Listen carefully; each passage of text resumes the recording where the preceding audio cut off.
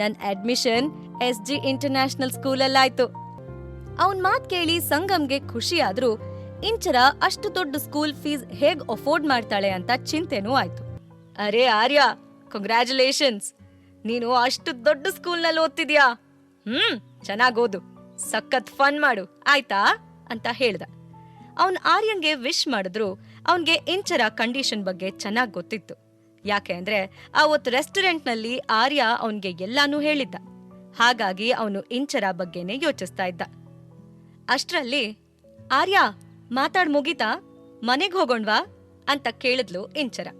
ಅವಳ ವಾಯ್ಸ್ ಕೇಳ್ತಿದ್ದ ಹಾಗೆ ಆರ್ಯ, okay cool uncle, ಬಾಯ್, friend ಕರೀತಾ ಇದ್ದಾಳೆ ಅಂತ ಹೇಳಿ ಕಾಲ್ ಕಟ್ ಮಾಡಿ ಇಂಚರ ಗೊತ್ತಾಗ್ಬಾರ್ದು ಅಂತ ಕಾಲ್ ಲಾಗಿಂದ ಸಂಗಮ್ ನಂಬರ್ ಡಿಲೀಟ್ ಕೂಡ ಮಾಡ್ಬಿಟ್ಟ. ಈ ಕಡೆ ಮಯೂರ್ ರೂಪಾಲಿ ಹೋದ್ಮೇಲೂ ಅದೇ ರೂಮ್ನಲ್ಲಿ ಕೂತಿದ್ದ. ಅವತ್ತು ಸಂಗಮ್ ಜೊತೆ ರೂಪಾಲಿ ಹೋಗೇ ಇಲ್ಲ ಅಂದ್ರೆ ಏನರ್ಥ? ನಾನೊಂದ್ ಮಾಡೋಕ್ ಹೋದ್ರೆ ಇದು ಇನ್ನೇನೋ ಆಯ್ತು. ಆ ರೂಪಾಲಿನ ನಂಬಿ ಮೋಸ ಹೋಗ್ಬಿಟ್ಟೆ. ಏನ್ ಮಾಡೋದೀಗ ಅಂತ ಯೋಚಿಸ್ತಾ ಪದೇ ಪದೇ ಪ್ರೀತಿ ಮತ್ತೆ ಕಮಲೇಶ್ಗೆ ಮೆಸೇಜ್ ಮಾಡಿ ಅಪ್ಡೇಟ್ ಪಡ್ಕೋತಾ ಇದ್ದ. ಆದ್ರೆ ಇನ್ನು CCTV ಫುಟೇಜ್ ಸಿಗದೆ ಇದ್ದಿದ್ರಿಂದ ಅವನ್ ಟೆನ್ಷನ್ ಕ್ಷಣಕ್ಕೂ ಹೆಚ್ಚಾಗ್ತಿತ್ತು. ಅದೇ ಟೈಮ್ಗೆ ಅವನ್ ಫೋನ್ಗೆ ಪ್ರೀತಿಯಿಂದ ಮೆಸೇಜ್ ಬಂದಿರೋ ನೋಟಿಫಿಕೇಶನ್ ಬಂತು. ಅದನ್ನ ಓಪನ್ ಮಾಡಿ ನೋಡಿದ್ರೆ, sir, we have found something, ಆದ್ರೆ ಸ್ವಲ್ಪ ಅಮೌಂಟ್ ಬೇಕಾಗತ್ತೆ. CCTV ಫುಟೇಜ್ ಕೊಡಕ್ಕೆ ಒಪ್ಪಿರೋ ವ್ಯಕ್ತಿಗೆ ನಾವು 50,000 ರೂಪಾಯಿ ಕೊಡ್ಬೇಕು. ಆದಷ್ಟು ಬೇಗ ಟ್ರಾನ್ಸ್ಫರ್ ಮಾಡಿ ಸರ್, ನಾವು ಇಲ್ಲಿ ಜಾಸ್ತಿ ಹೊತ್ತು ನಿಂತ್ಕೊಳ್ಳೋಕಾಗಲ್ಲ ಅಂತ ಇತ್ತು. ಅದನ್ನ ನೋಡ್ತಿದ್ದ ಹಾಗೆ ಮಯೂರ್ ಕಣ್ಣಲ್ಲಿ ಶೈನ್ ಕಾಣಿಸ್ಕೊಳ್ತು. ಎಸ್, ಅಂತೂ ನಾನು ಹುಡುಕ್ತಿರೋದು ಸಿಕ್ಬಿಡ್ತು ಅಂತ ಜೋಶ್ನಲ್ಲಿ ಹಿಂದೂ ಮುಂದೂ ಯೋಚನೆ ಮಾಡದೆ ಇಮಿಡಿಯೇಟ್ ಆಗಿ ಪ್ರೀತಿಗೆ 50,000 ರೂಪಾಯಿ ಟ್ರಾನ್ಸ್ಫರ್ ಮಾಡ್ಬಿಟ್ಟ. ಅದಾಗಿ 10 ನಿಮಿಷಕ್ಕೆ ಅವನ್ ಪ್ರೀತಿಗೆ ಕಾಲ್ ಮಾಡಿ, ಹೆಲೋ ಪ್ರೀತಿ, ಕೆಲ್ಸ ಆಯ್ತಾ ಅಂತ ಕೇಳ್ದ. ಅದಕ್ಕೆ ಅವಳು, ಎಸ್ ಸರ್, ನಾವು ಈಗಷ್ಟೇ ಎಲ್ಲಾ ಡೇಟಾನು ಒಂದ್ ಪೆನ್ ಡ್ರೈವ್ಗೆ ಹಾಕೊಂಡಿದೀವಿ. ಅದನ್ನ ತಗೊಂಡು ನಿಮ್ ಹತ್ರನೇ ಬರ್ತಿದೀವಿ. ನೀವು ಯಾವ ರೂಮಲ್ಲಿದ್ದೀರಾ ಸರ್ ಅಂತ ಕೇಳಿದ್ಲು.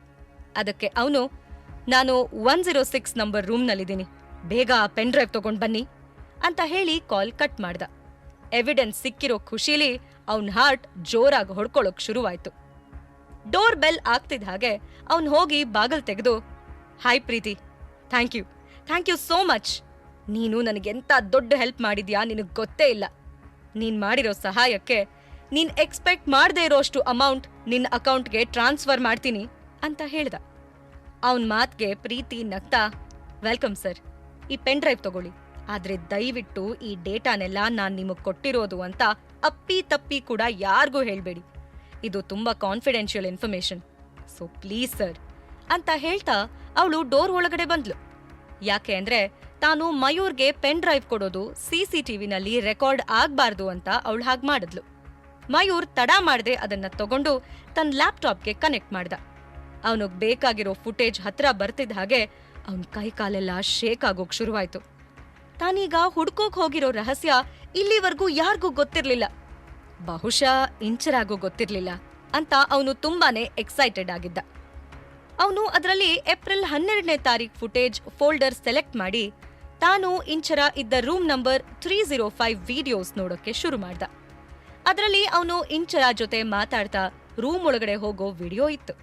ಹಾಗೆ ಮುಂದೆ ಹೋಗ್ತಿದ್ದ ಹಾಗೆ ಇಂಚರ ಮಯೂರ್ ಇಬ್ರು ಕೈ ಹಿಡ್ಕೊಂಡು ರೂಮ್ ನಂಬರ್ 305 ಒಳಗಡೆ ಹೋಗ್ತಿರೋದು ಕಾಣಿಸ್ತು. ಅಷ್ಟ್ರಲ್ಲಿ ಅವನ್ ಫೋನ್ ರಿಂಗ್ ಆಯ್ತು. ಅವನು ತನ್ನ ಪಾಕೆಟ್ ಇಂದ ಫೋನ್ ತೆಗೆದು ನೋಡಿದ್ರೆ ಅದು ಮ್ಯಾನೇಜರ್ ಕಾಲ್ ಆಗಿತ್ತು. ಅವನು ಸಂಗಮ್ನ ಟ್ರ್ಯಾಪ್ ಮಾಡೋಕೆ ಏನ್ ಪ್ಲಾನ್ ಮಾಡಿದ್ನೋ ಅದ್ರ ಬಗ್ಗೆ ಈಗ ಮ್ಯಾನೇಜರ್ ಹತ್ರ ಮಾತಾಡೋದು ತುಂಬಾ ಮುಖ್ಯ ಆಗಿತ್ತು. ಹಾಗಾಗಿ ಅವನು ಇಂಚರಾನ ರೆಸ್ಟ್ ಮಾಡಕ್ ಬಿಟ್ಟು ತಾನ್ ರೂಮ್ನಿಂದ ಹೊರಗಡೆ ಹೊರಟೋದ. ತಾನ್ ಇಂಚರ ರೂಮ್ನಿಂದ ಯಾವ ಟೈಮ್ನಲ್ಲಿ ಯಾವ ಕಾರಣಕ್ಕೆ ಆಚೆ ಹೋದೆ ಅಂತ ಅವನಿಗೆ ಸರಿಯಾಗಿ ನೆನ್ಪಿತ್ತು. ಅವನ್ ಪದೇ ಅದೇ ಫೋಟೋ ಝೂಮ್ ಮಾಡಿ ನೋಡ್ತಿದ್ದ. ಅವನ್ ರೂಮಿಂದ ಆಚೆ ಬಂದಾಗ ಅವನ್ಗೆ ಮ್ಯಾನೇಜರ್ನ ಮೀಟ್ ಮಾಡ್ಬೇಕಿತ್ತು. ಹಾಗಾಗಿ ಯಾರ್ಗೂ ಹೇಳ್ದೆ ಹೋಟೆಲ್ನ ಇನ್ನೊಂದು ಬದಿಗೆ ಹೋಗಿದ್ದ. ಮಯೂರ್ ತುಂಬಾ ಹೊತ್ತು ರೂಮ್ ನಂಬರ್ 304, 305 ಫುಟೇಜಸ್ ಸರ್ಚ್ ಮಾಡ್ದ. ರೂಪಾಲಿ ಹೇಳ್ದಾಗೆ ಕರೆಕ್ಟ್ ಆಗಿ 8 ಗಂಟೆಗೆ ಅವಳು ರೂಮ್ ನಂಬರ್ 304 ಒಳಗಡೆ ಹೋಗಿದ್ದು ಕಾಣಿಸ್ತು. ಆದ್ರೆ ಅದನ್ ಬಿಟ್ಟು ಆ ರೂಮ್ಗೆ ಯಾರು ಬಂದಿರೋದಾಗ್ಲಿ ಅಥವಾ ಅಲ್ಲಿಂದ ಯಾರು ಆಚೆ ಹೋಗಿರೋದಾಗ್ಲಿ ರೆಕಾರ್ಡ್ ಇರ್ಲಿಲ್ಲ. ಅವನು ಅದೇ ಫುಟೇಜಸ್ನ ಹಿಂದೂ ಮುಂದೂ ಮಾಡಿ ನೋಡ್ತಿದ್ದ. ಕರೆಕ್ಟ್ ಆಗಿ 10:52ಗೆ ಲಿಫ್ಟ್ ಇಂದ ಒಬ್ಬ ವ್ಯಕ್ತಿ ಆಚೆ ಬರೋದ್ ಕಾಣಿಸ್ತು. ಅವನ್ ಬೇರೆ ಯಾರೂ ಆಗಿಲ್ದೆ ಸಂಗಮ್ ಚಕ್ರವರ್ತಿನೇ ಆಗಿದ್ದ. ಅದನ್ನ ನೋಡ್ತಿದ್ದ ಹಾಗೆ ಮಯೂರ್ಗೆ ಗಂಟ್ಲು ಒಣಗದ ಹಾಗಾಯ್ತು. ಯಾಕೆ ಅಂದ್ರೆ ಸಂಗಮ್ ಲಿಫ್ಟಿಂದ ಆಚೆ ಬರ್ತಿದ್ದ ಹಾಗೆ ರೂಪಾಲಿ ಹೇಳ್ದಾಗೆ ರೂಮ್ ನಂಬರ್ 304ಗೆ ಹೋಗಿರ್ಲಿಲ್ಲ, ಬದಲಾಗಿ ರೂಮ್ ನಂಬರ್ 305ಗೆ ಹೋಗಿದ್ದ. ಅಂದ್ರೆ ಇಂಚರ ಇರೋ ರೂಮ್. ಅದನ್ ನೋಡಿ ಮಯೂರ್ ವಾಟ್ ದ ಹೆಲ್ ಅಂತ ಕೂಗ್ದ. ಸಂಗಮ್ ಇಂಚರ ರೂಮ್ ಒಳಗಡೆ ಹೋಗಿದ್ ನೋಡಿ ಮಯೂರ್ಗಂತೂ ತಾನ್ ನಿಂತ ನೆಲಾನೇ ಬಿರ್ಕ್ ಬಿಟ್ಟಾಗ ಫೀಲ್ ಆಯ್ತು. ಇಲ್ಲ, ಹಾಗಾಗಕ್ ಸಾಧ್ಯ ಇಲ್ಲ. ಸಂಗಮ್ ರಾತ್ರಿ ಪೂರ್ತಿ ಇಂಚರ ರೂಮಲ್ಲಿ ನೋ ನೋ ಅಂತ ತನ್ನಷ್ಟಕ್ ತಾನೇ ಹೇಳ್ಕೊಂಡ. ಅಯ್ಯೋ ಇಂಚರ, ನೀನ್ ನಂಗೆ ಮೋಸ ಮಾಡ್ದೆ ಅಂತ ಇಷ್ಟು ವರ್ಷ ನಾನು ಬಡ್ಕೋತಿದ್ದೆ. ಆದ್ರೆ ಅದು ನನ್ ಕಾರಣದಿಂದಾನೇ ಆಗಿದ್ದು, ಎಲ್ಲ ನನ್ನಿಂದಾನೇ ಆಗಿದ್ದು ಅಂತ ತನಗ್ ತಾನೇ ಬೈಕೊಳ್ಳೋಕೆ ಶುರು ಮಾಡ್ದ. ಸ್ವಲ್ಪ ಹೊತ್ತಾದ್ಮೇಲೆ ಕೂಲಾಗಿ, ಅಂದ್ರೆ ಅವತ್ ರಾತ್ರಿ ಇಂಚರ ಸಂಗಮ್ ಮಧ್ಯೆ ನಡೆದಿರೋ ಕಾರಣಕ್ಕೆ ಹುಟ್ಟಿರೋದ ಆ ಮಗು, ಅದಕ್ಕೆ ಅವನು ಸಂಗಮ್ಗೆ ಅಪ್ಪ ಅಂತ ಕರಿತಿದಾನ? ಇಲ್ಲ ಇಲ್ಲ, ಹಾಗಾಗಕ್ ಸಾಧ್ಯ ಇಲ್ಲ. ಹಾಗಾದ್ರೆ ಈ ಸಂಗಮ್ ಇಂಚರಾಗೆ ಎಲ್ ಸಿಗ್ದ? ಅವ್ರಿಬ್ಬರಿಗೂ ನಿಜ ಗೊತ್ತಿದ್ಯಾ? ಅಯ್ಯೋ ದೇವ್ರೇ, ಎಲ್ಲ ಒಂಥರ ಪಜಲ್ ಆಗ್ತಿದೆ. ಯೋಚನೆ ಮಾಡಿ ನನ್ಗೆ ತಲೆ ಕೆಡ್ತಿದೆ ಅಂತ ಮಯೂರ್ ತುಂಬಾ ಕನ್ಫ್ಯೂಸ್ ಮಾಡ್ಕೊಂಡ. ಈ ಕಡೆ ಇಂಚರ ಆರ್ಯ ಮನೆಗ್ ಬಂದ್ರು. ಆರ್ಯ ತನ್ನ ಹೊಸ ಸ್ಕೂಲ್ ಬಗ್ಗೆ ತುಂಬಾ ಖುಷಿಯಾಗಿದ್ರೆ ಇಂಚರಾಗೆ ಖುಷಿ ಜೊತೆ ಟೆನ್ಷನ್ ಕೂಡ ಇತ್ತು. ಒಂದ್ ಕಡೆ ಆರ್ಯನ್ನ ಒಳ್ಳೆ ಸ್ಕೂಲಿಗೆ ಸೇರ್ಸಿರೋ ತನ್ನ ಡಿಸಿಷನ್ ಬಗ್ಗೆ ಪ್ರೌಡ್ ಫೀಲ್ ಆಗ್ತಿತ್ತು. ಇನ್ನೊಂದ್ ಕಡೆ ದುಡ್ಡು ಹೇಗ್ ಹೊಂದ್ಸೋದು ಅಂತ ಭಯ ಪಟ್ಕೋತಿದ್ಲು. ಮನೆಗ್ ಬರ್ತಿದ್ ಹಾಗೆ ಇಂಚರ ಡ್ರೆಸ್ ಚೇಂಜ್ ಮಾಡಿ, ಆರ್ಯ ನೀನ್ ರೆಸ್ಟ್ ಮಾಡು, ನನ್ಗೆ ಸ್ವಲ್ಪ ಕೆಲ್ಸ ಇದೆ, ನಾನ್ ಆಚೆ ಹೋಗ್ ಬರ್ತೀನಿ ಅಂದ್ಲು. ಅಂತ ಹೇಳಿ ಆರ್ಯನ್ ಹಣೆ ಮೇಲೆ ಕೈ ಇಟ್ಟು ಅವನಿಗೆ ಬಾಯ್ ಮಾಡಿ ಅಲ್ಲಿಂದ ಹೊರಟ್ಲು. ಅವಳಿಗೆ ಈಗ ಮೊದಲು ತಾನು ಜಾಯಿನ್ ಆಗೋ ಆಫೀಸ್ಗೆ ಹೋಗಿ ಸ್ಯಾಲರಿ ನೆಗೋಷಿಯೇಷನ್ ಬಗ್ಗೆ ಮಾತಾಡ್ಬೇಕಿತ್ತು. ಅವಳು the art entertainment office reach ಆದ್ರೂ 2 ಅವರ್ ಬಿಟ್ಟು ಅವಳಿಗೆ ಮ್ಯಾನೇಜರ್ ವಿಕಾಸ್ ಅಪಾಯಿಂಟ್ಮೆಂಟ್ ಸಿಕ್ತು. ಅವಳು ಒಳಗಡೆ ಹೋಗಿ ಡೋರ್ ನಾಕ್ ಮಾಡ್ತಿದ್ದ ಹಾಗೆ ವಿಕಾಸ್ ಕೈ ಸನ್ನೆ ಮಾಡಿ ಒಳಗಡೆ ಬನ್ನಿ ಅಂತ ಕರೆದ. ಫಸ್ಟ್ ಲುಕ್ಕಲ್ಲೇ ವಿಕಾಸ್ ಇಂಚರ ಕಣ್ಣಿಗೆ ಒಬ್ಬ ಬೇಜವಾಬ್ದಾರಿ, ಡಿಸ್ಇಂಟ್ರೆಸ್ಟೆಡ್ ವ್ಯಕ್ತಿ ಅಂತ ಅನ್ನಿಸ್ತ. ಅವನು ಹರಡಿರೋ ಕೂದ್ಲು, ಇನ್ಫಾರ್ಮಲ್ ಡ್ರೆಸ್, ಮೆಸ್ಸಿ ಆಗಿರೋ ಕ್ಯಾಬಿನ್ ನೋಡಿ ಛೇ, ನಾನ್ ಇಲ್ಲಿ ಕೆಲ್ಸ ಮಾಡ್ಬೇಕಾ ಅಂತ ಇಂಚರಾಗನ್ನಿಸ್ತು. ವಿಕಾಸ್ ಮುಂದೆ ಕೂತು ಹೇಗ್ ಮಾತ್ ಶುರು ಮಾಡೋದು ಅಂತಾನೆ ಅವಳಿಗೆ ಗೊತ್ತಾಗ್ಲಿಲ್ಲ. ಯಾಕೆ ಅಂದ್ರೆ ಅವಳು ಹೇಳೋದನ್ನ ಅವನು ಅರ್ಥ ಮಾಡ್ಕೋತಾನೆ ಅನ್ನೋ ಯಾವುದೇ ಗ್ಯಾರಂಟಿ ಇರ್ಲಿಲ್ಲ.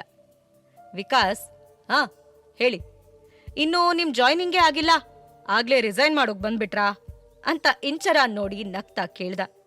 ಅದಕ್ಕೆ ಇಂಚರ, ಇಲ್ಲ ಸರ್, ನಿಮ್ ಹತ್ರ ಒಂದು ಇಂಪಾರ್ಟೆಂಟ್ ವಿಷಯ ಮಾತಾಡ್ಬೇಕಿತ್ತು, about my expectations from the company ಅಂತ ಕಾನ್ಫಿಡೆಂಟ್ ಆಗಿ ಹೇಳಿದ್ಲು. ಪಾಕೆಟ್ ಎಫ್ಎಂ ಆಡಿಯೋ ಸೀರೀಸ್ ಆದಂಥ ಪ್ರೇಮಲೋಕ ಕಥೆನ ಈಗ್ಲೇ ಕೇಳಿ. ಲಿಂಕ್ ಡಿಸ್ಕ್ರಿಪ್ಷನ್ ನಲ್ಲಿ ಇದೆ.